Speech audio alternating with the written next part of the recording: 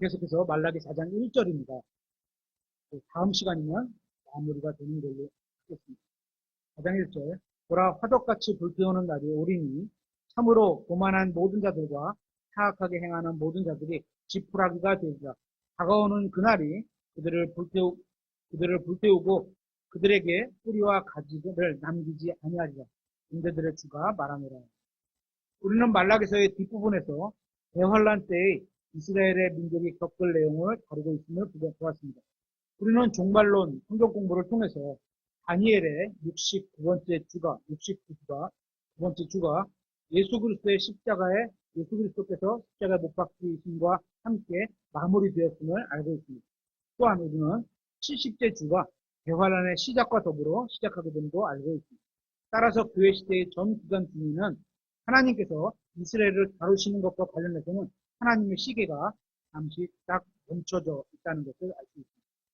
히브리 민족에 대한 하나님의 시계는 십자가 사건과 더불어 멈췄고 교회가 휴거됨과 동시에 다시 작동하게 될 겁니다.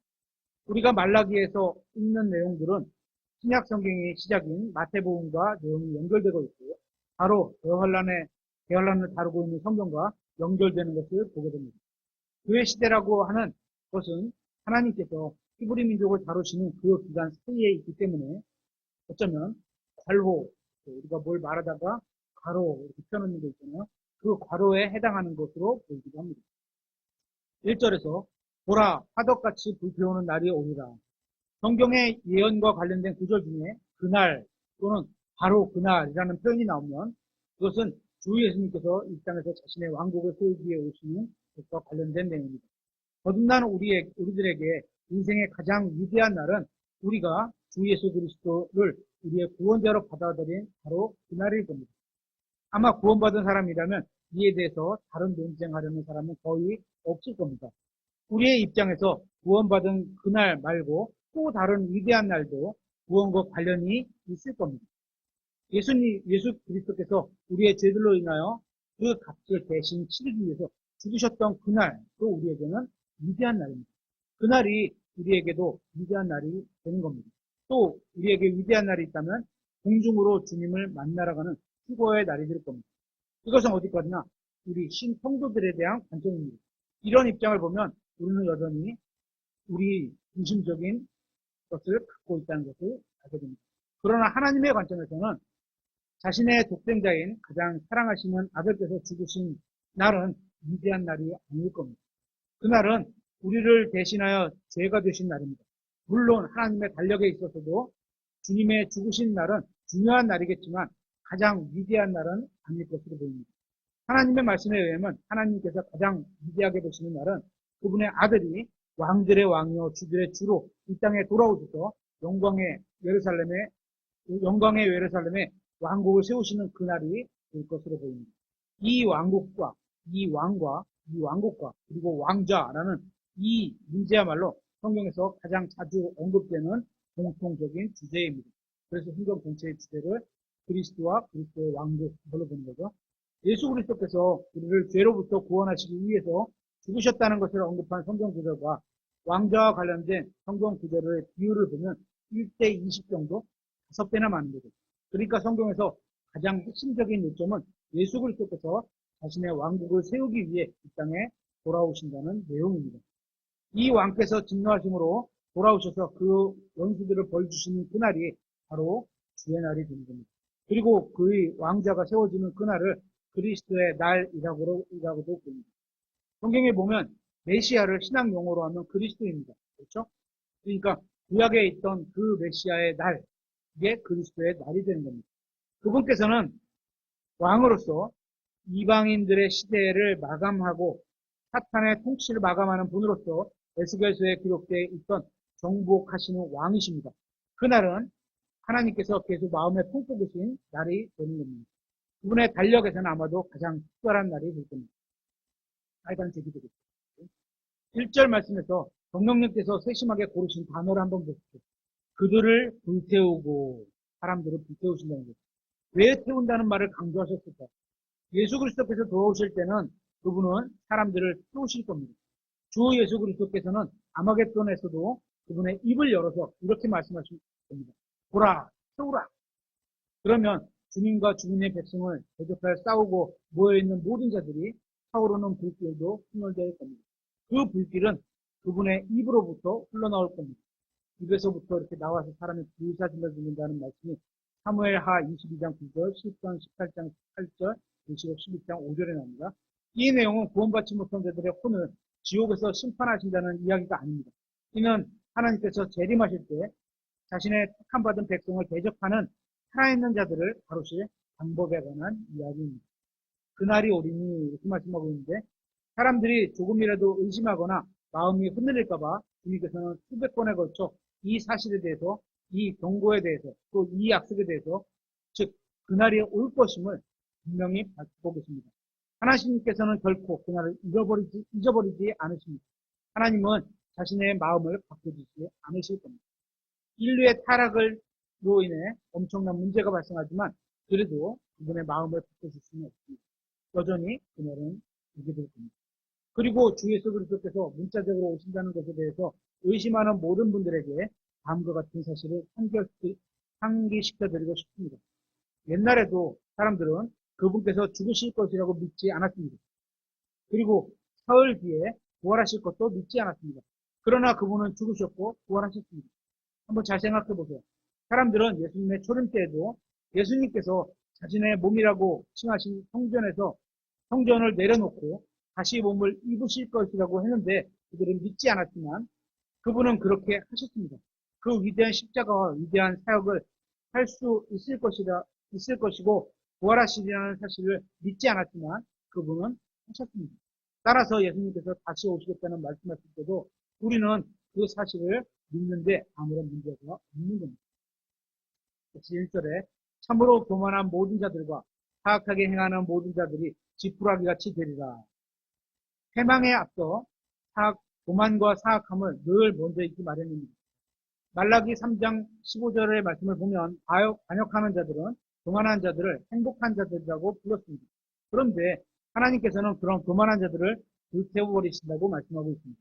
15절에서 반역한 자들은 사악한 일들을 하는 자들을 세움받았다고 말하고 있습니다. 그러나 하나님의 말씀하시기를 그들은 뿌리와 가지에 이르기까지 완전히 소멸될 것이라고 말씀하고 계십니다.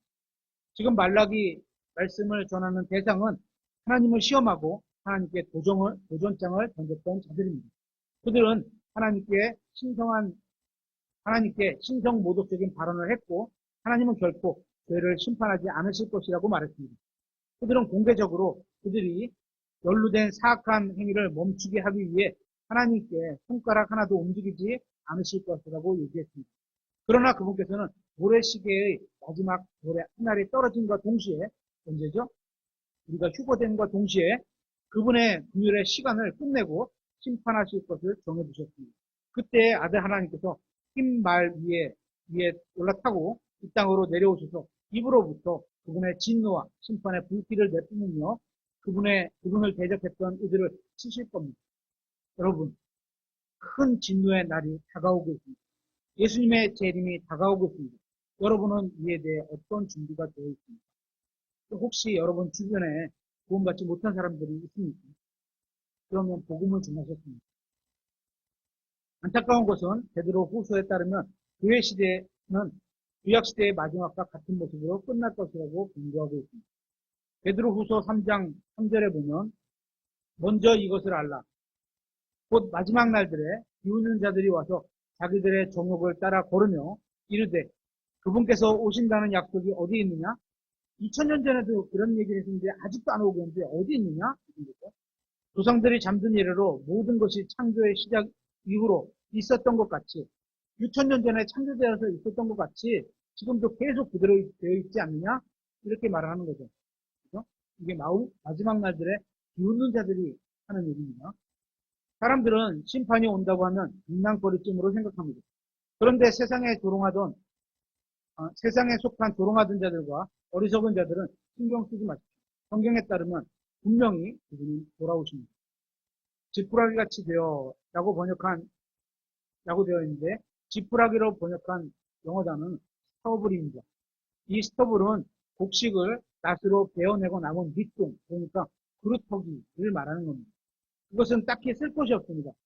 무언가에 생산하지도 못하고 건축 자재로 쓸 수도 없습니다. 더욱이 그것들은 너무 쉽게 타버립니다. 하나님이 보시기에 적그리스도가 결전의 골짜기에 모아놓은 1억 명의 군사들이 다 이렇게 불타버리게 될 겁니다. 그 용이 마지막으로 히브리 민족을 멸하도록 저 땅끝으로부터 행군 명령이 내려지게 할 겁니다. 그때 하나님께서는 마치 사나운 불길이 말라있는 나무 그루터기를 소멸시키듯이 그들을 다 쓸어버리실 겁니다. 1절에 그들에게 뿌리와 가지를 남기지 아니하리라. 이 내용은 우리가 조심스럽게 살펴봐야 할 필요가 있습니다. 뿌리와 가지까지 완전히 소멸시킨다는 것은 회복의 소망이 전혀 없는 완전한 멸망이라는 것을 의미합니다. 하나님께서는 여러 번에 걸쳐서 그의 옛 포도원의 나무를 가지치기를 하셨습니다. 가지치기는 뿌리채 뽑는 게 아니죠. 그죠? 열매 맺지 못하는 가지만 쳐내는 거죠. 하나님께서는 그의 자녀들을 자주 정화시키셨습니다. 그렇게 소생시키시며 다시 한번 열매를 맺을 수 있게 하셨습니다. 그런데 말라기 4장에 하시는 말씀은 하나님께서는 이 사악한 나무를 잘라버리실 것뿐만 아니라 그 뿌리까지도 완전히 멸하시겠다고 하시는 겁니다. 하나님의 백성을 말하는 게 아닙니다. 이거는. 그죠? 하나님께서 뿌리까지 완전히 소멸시키시면 더 이상 회복과 부흥은 있을 수 없습니다. 이 말라기에 나와 있는 약속을 바탕으로 말라기 3장에 말한 앞선 선두주자 심내인 요한이 이렇게 말했습니다. 마태복음 3장 7절에 그러나 바리새인들과 사두개인들 중에 많은 자들이 자기에게 침례를 받으러 오는 것을 그가 보고 그들에게 이르되 오 독사들의 세대야 누가 너희에게 경고하여 다가오는 진노를 피하게 하더냐? 마음이 아직 해결이 되질 않았어요. 그죠? 하나님 앞에. 그래서 그들을 종교인들인데 독사들을 세대라고 말하는 거예요. 8절에 그러므로 회개에 합당한 열매를 맺고 어떻게요? 가서 회개하고 올바로 회개하고 너희 속으로 우리에게는 아브라함이 우리 아버지로 있다 하고 말할 생각을 하지 말라. 내가 너희에게 이르노니 하나님께서는 이 돌들로도 아브라함에게 자손들을 일으킬 수 있느니라. 사람을 뭘로 만들었죠? 먼지, 흙으로 만드셨잖아요. 그죠? 돌들로 사람을 못 만드실까요? 만드실 수 있죠. 10절. 이제 또한 도끼가 나무들의 뿌리에 놓여 있으니 어떻게 심판해서 도끼가 뿌리채 뽑아내겠다. 이런 얘기. 그러므로 좋은 열매를 맺지 아니하는 나무마다 찍혀 불 속에 던져 줍니다. 심레인 요한은 만약 사람들이 회개하지 않고 역사에 등장한 메시아를 거부하면 그들은 아무런 치료 택도 없이 멸망당할 것이라고 경고하고 있는 겁니다. 요한의 경고는 말라기가 경고한 내용과 일치하는 걸 보입니다. 이제 이스라엘 민족은 메시아이신 주 예수 그리스도를 받아들일 준비가 되었다는 것을 보여주기 위해 물속에서 침례를 받아야 했습니다. 그리고 그들이 구원받기 위해서는 그리스도께서 죽으시고 묻히셨다가 다시 일어나신 것을 믿고 성령으로 침례를 받아야 합니다. 만약 어떤 사람이 성령 침례를 받지 않는다면 주 예수 그리스도께서는 가지만 자르시는 것이 아니라 줄기도 자르시고 뿌리까지도 도끼를 대실 겁니다.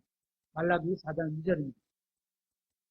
그러나 내 이름을 두려워하는 너희에게는 의의 해가 자기 날개들 안에 경고치는 능력을 가지고 떠오르니 너희가 나가서 외양간의 송아지들 같이 자라리라. 이런 말씀을 읽으면서 여기 보면 경고치는 능력을 가지고 오시는 분 예수님, 이런 예수님의 이름을 믿고 우리가 기도하는 거죠. 하나님, 우리 엄마가 지금 아파요. 경고치는 능력이 계신 예수님의 이름으로 기도합니다. 그렇죠? 이런 성경을 읽으면서 이런 예수님의 이름과 능력을 믿고 우리가 기도를 하는 거예요. 그렇죠? 같이 되리라. 7절에 그러나 내 이름을 두려워하는 너희에게는 이렇게 되어 있는데 말라기 3장 15절에서 교만한 자들은 자신을 행복한 자라고 불렀습니다. 하나님께서는 그들을 태우실 것이라고 하셨습니다. 악한 일들을 행하는 자들은 자신들이 세움받았다고 말했지만 하나님께서는 그들의 뿌리와 가지까지 소멸하시겠다고 하셨습니다. 동일한 상황을 사람과 하나님께서 보시는데 서로 관점이 다른 것을 알 수 있습니다. 인간은 일시적인 것을 봅니다. 우리는 그렇죠. 우리는 막 지금 벌어지는 일이 너무 크게 눈앞에 있으니까 너무 크게 보는데 하나님은 이거 100년, 1000년 이렇게 길게 놓고 딱 보면 별거 없는 거예요. 그죠? 조만간 한 달 있다, 두 달 있다 끝날 일이라는 거죠. 지금은 막 우리가 전쟁이 일어날 거 이런 상황으로 보이지만.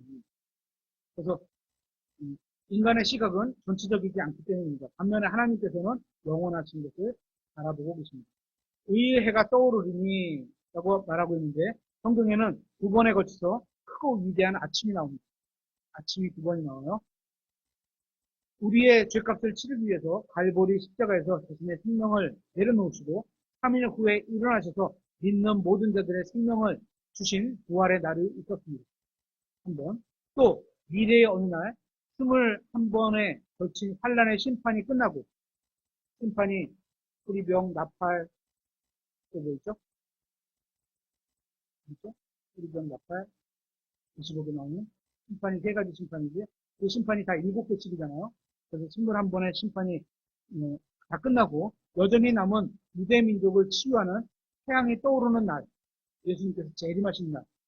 그런데 이 태양은 일반적인 태양이 아니라 영어 성경으로 보면 선이 S가 대문자로 되어 있습니다. 그러니까 하나님의 이름, 예수님의 이름이라고 표현해드리죠. 이 이름을 의의 태양이라고 부르고 예수 그리스도의 이름인 겁니다. 두 번째 이 태양이 떠오르는 것을 예수 그리스도의 재림에 비유하는 것은 예언을 다루는 성경 구절들에서 자주 보게 되는 겁니다. 아마겟돈에서 21번의 대환란 심판 후에 돌아오실 것입니다. 민족을 치유하러 오실 겁니다. 그분께서는 7년 동안 이스라엘 백성 위에 하나님의 막대기가 아주 심하게 징계를 내리신 후에 회개하고 돌이키는 백성을 치유하게 오시는 겁니다.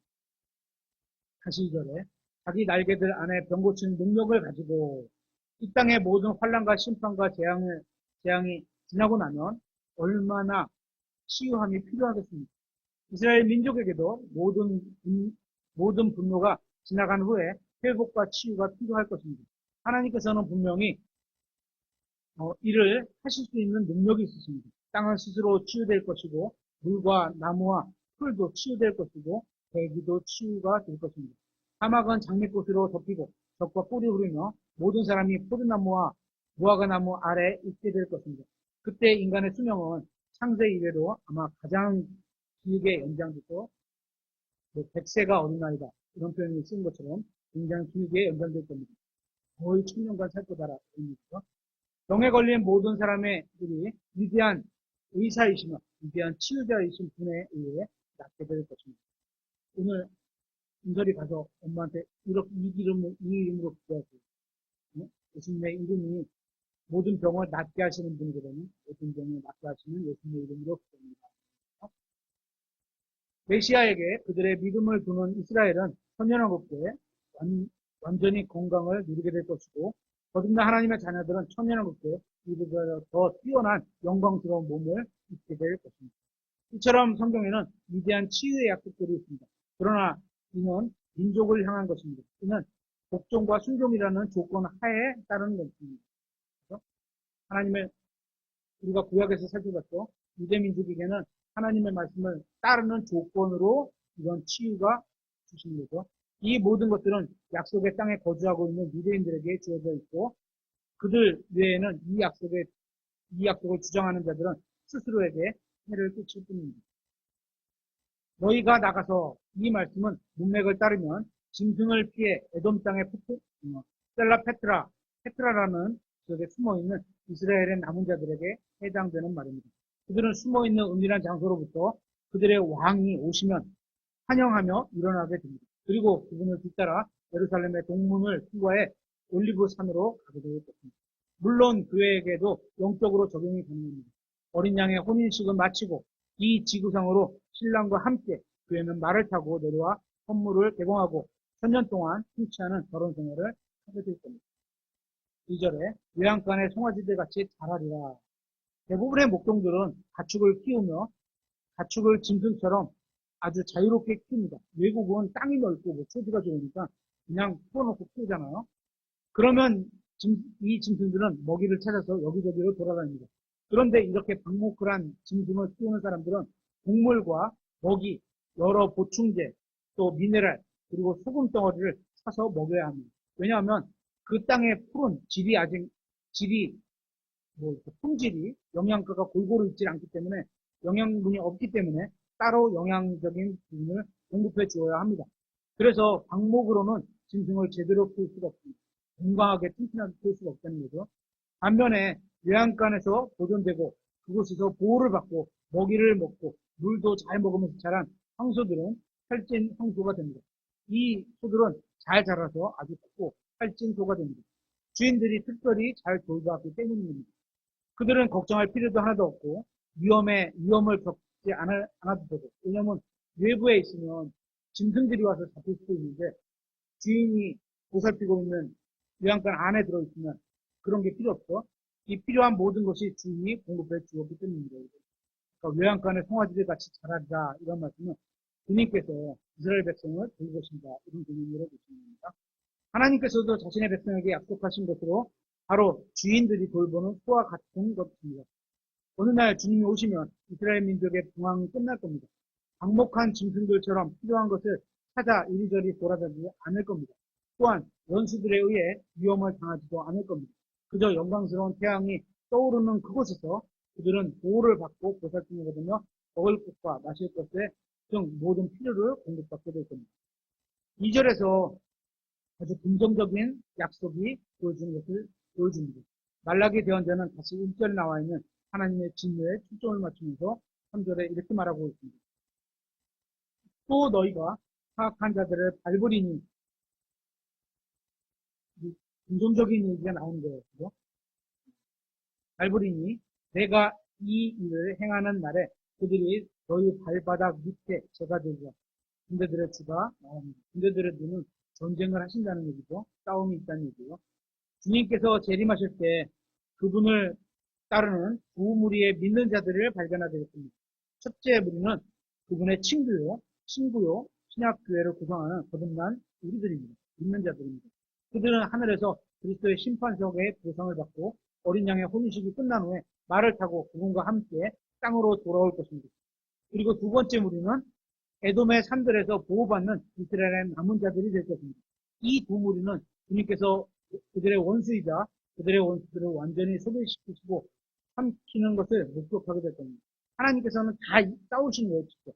우리가 뒤따르기만 하면 되는 거예요. 그죠? 주님께서 오실 때 멸망당할 모든 이들의 시체는 다 죄가 되어 있을 것이고 그 죄를 밟게 될 것입니다. 그들에게 남은 것은 죄가 될 뿐입니다. 하나님께서 모든 것을 통제하고 계십니다. 그분은 반드시 승리하실 것이고 우리는 그날을 보게 될 겁니다. 남은 자들과 우리가 같이 보게 됩니다. 이는 롯에 대한 이야기 속에서 상당히 위로를 받습니다. 그는 젊은 시절에 하나님의 말씀에 믿음을 두었다는 사실 하나로 어른이 되었을 때 그의 삶이 죄와 수치로 가득했음에도 불구하고 의로운 자로 여김을 받았습니다.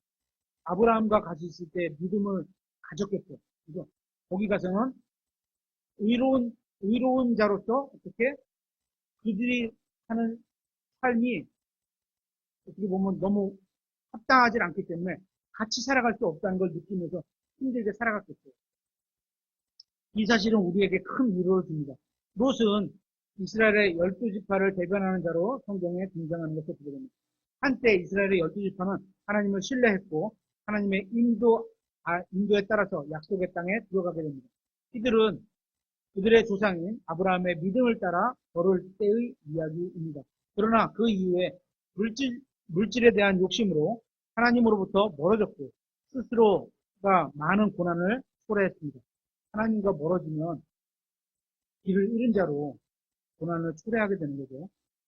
특히 우리는 영적으로 살아가기 때문에 물리적인 고난이 따를 수 있지만 이스라엘에는 그러니까 물리적인 고난도 막아주시는 분들이 하나님 그렇게 약속하시는 분들이 그 평야, 즉 소돔과 고모라의 성읍들에 큰 불의 심판이 내려지기 전에 신실하신 하나님께서는 그 땅의 모든 백성에게 경고를 보내셨습니다. 그런데 그들은 조롱하며 멸망의 자리로 인한 소돔과 고모라를 떠나지 않고 머물러 있기 때문에 멸망을 당했습니다.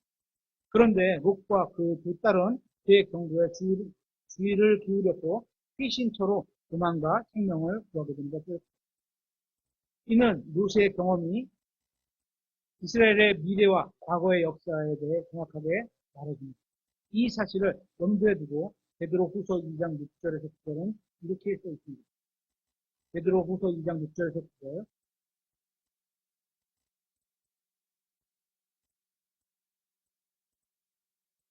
소돔과 고모라의 도시들을 기업품으로 정죄하여 죄가 되게 하사 사람들이 죽였어요. 그 뒤에 하나님의 뜻을 거스르며 살 자들에게 본보기로 삼으시고 사악한 자들의 더러운 행실로 인해 괴로움을 받던 의로운 롯을 구출하셨습니다. 우리도 마찬가지죠. 이 땅에 살면서 힘들죠. 다 불의하게 살아서 그냥 우리도 불의하게 살면 얼마나 편해. 한통속으로 살아가면 우리가 얼마나 편해. 근데 하나님 보시는 게 그게 아니구나. 아닌데라는 걸 알기 때문에 우리는 의롭게 살아야 되는 거죠. 이 안에서. 이 불의한 세상 안에서. 8절. 이는 저 의로운 사람이 그들 가운데 거하면서 보고 들음으로써 그들의 불법 행위들로 인해 날마다 꼭 우리가 자기의 의로운 혼을 괴롭게 하였기 때문입니다. 주께서는 하나님을 따르는 자들은 시험들에서 구출할 줄 아시고 불의한 자들은 심판날까지 예비해 두사 벌할 줄 아시되 말씀하겠습니다. 다시 말라기 9장 3절로 와서 너희 발바닥 밑에 이렇게 되는데요. 성경에서 발바닥으로 언급된 내용을 한번 살펴볼 필요가 있습니다. 신명기 11장 24절에서 만약에 이스라엘 후손들이 하나님께서 명령하신 모든 것 위에 스스로 발을 올려놓고자 하면 다 그들의 땅이 될 것이라고 약속하셨습니다. 그죠? 그러니까 이런 모습을 보게 되면 그런데 지중해의 바다 끝까지 가기 위해서는 요단강을 가로막혀 있었습니다. 그래서 하나님께서는 그 물길을 멈추고 그들이 발을 밟고 건너가게 하십니다. 그래서 발을 밟는다는 게 지경을 넓히신다. 그런 설교 들어보셨죠? 형제님은 우리 교회 오신 지 얼마 되십니까? 신앙생활 시작하실 때 오시는 거야? 아니면 하시다가 오시는 거야? 예전에. 잠깐 안 하다가 오신 거예요. 어렸을 때 하다가. 그러면 다른 교회 설교를 잘 모르실 수 있겠네요. 그죠? 다른, 저는 이제 30대 초중반에 이제 김김 선교에 들어온 거잖아요. 그러다 보니까 그 전에 설교들을 감리교지만 많이 들어가서 이런 설교를 많이 하거든요. 지경을 밝혀준다. 그래서 우리 7바퀴 도는 거 있잖아요. 여호수아와 같이. 그런 설교들도 많이 하고. 우리도 내일부터 돌아볼까요? 여기 땅 이렇게 띵글띵글. 7바퀴 돌고 일요일날 와! 소리치면 이게 다 우리끼리 되나? 안 돼요. 여호수아에게 주신 말씀이지 우리는 안 돼요. 그런 거죠. 그래서 이 발을 밟는다는 게 그런 의미를 갖고 있는 거예요. 구약성경에 있으면 그들은 믿음으로 요르단강을 걸어 들어갔습니다. 걸어 들어갔죠. 한 발을 밟으면 갈라지고 한 발을 밟으면 또 갈라지고. 여기서 발바닥으로 밟는다는 용어는 정복이나 지배의 의미를 가지고 있습니다. 바로 이 단어의 의미 그대로 말라기에서도 정복이나 지배의 의미로 사용하고 있는 겁니다. 다시 3절에 내가 이 일을 행하는 날에 그들이 너희 발바닥 밑에서 제가 되리라. 군대들의 주가 말하노라. 분명히 하나님께서 전적으로 하신 일임에도 사람이 한 것으로 간주해 주신 것은 참으로 흥미로운 일입니다. 예를 들어서 주님께서는 신실하게 섬긴 그분의 몸된 교회의 지체들에게 그리스도의 심판석에서 왕관을 주십니다. 근데 이게 왕관을 주시는 이유가 갈라디아서 2장 20절 한번 갈라디아서 2장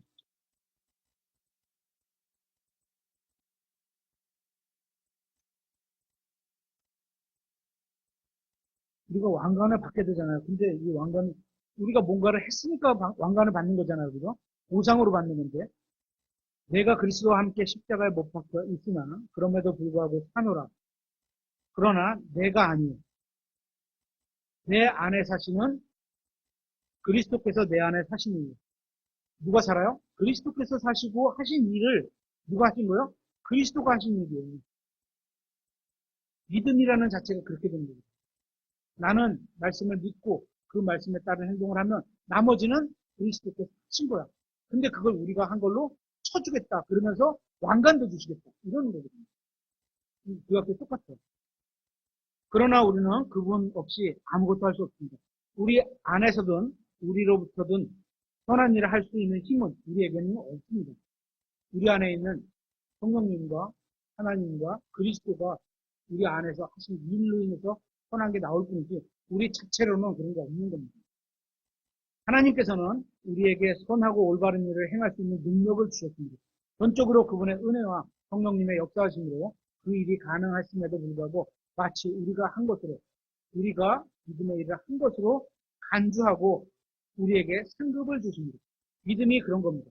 우리는 믿을 뿐이고 믿음의 시작과 끝은 다 그리스도가 하시는 일입니다. 그런데도 그 믿음을 우리가 행한 것처럼 보상해 주시는 겁니다. 우리가 오늘 기도하겠지만 위에 있는 권력을 위해서 하나님께서 임명하신 권력을 위해서 기도하라 이렇게 했으니까 와, 어떻게 저런 사람을 위해서 우리가 기도를 하냐 퇴진하라 이런 기도를 해야 되는 게 아니고 그죠? 그런 기도를 하는 게 아니고 하나님께서 기도하라고 하신 권위 세우신 그분을 놓고 기도하면 우리는 그냥 믿고 기도할 뿐이에요. 나머지는 하나님이 하시겠습니다. 믿음의 시작과 끝은 다 그리스도가 하시는 일입니다. 그런데도 그 믿음을 우리가 행한 것처럼 보상해 주시는 겁니다. 마찬가지로 여기서도 하나님의 백성이 원수들을 자신의 발밑에 두고 밟는다고 하셨는데 누가 하셨다고요? 예수님께서 오시면서 그분의 입에서 불이 확 나가서 다 태우시겠다. 그게 말씀의 불인지 뭔지는 모르지만 태워라! 다 없어져라! 이런 말씀의 불인지 뭐 진짜 불인지 그건 알 수 없겠지만 어쨌거나 말씀으로 불태우시겠다는 거죠. 그래서 다 하셨는데 우리는 어떻게 된가? 그분이 다 소멸해 놓으신 걸 우리가 발을 밟고 아까 뭐라고 했죠? 발을 밟는다는 게 정복과 지배를 나타낸다고 했습니다. 발을 밟는다는 의미가 그거를 어떻게 정복과 지배한 거 우리가 같이 한 걸로 이렇게 인정해 주시겠다는 거죠. 그 일이 일어나기까지 그것을 한 것은 그들이 한 것은 전혀 없습니다. 그렇게 하나님께서는 그들 대신해서 일을 하셨지만 그들이 한 것으로 간주해 주시는 분입니다. 이처럼 하나님은 완전한 승리를 주시는 분입니다. 우리가 믿는 하나님은 그러신 분입니다.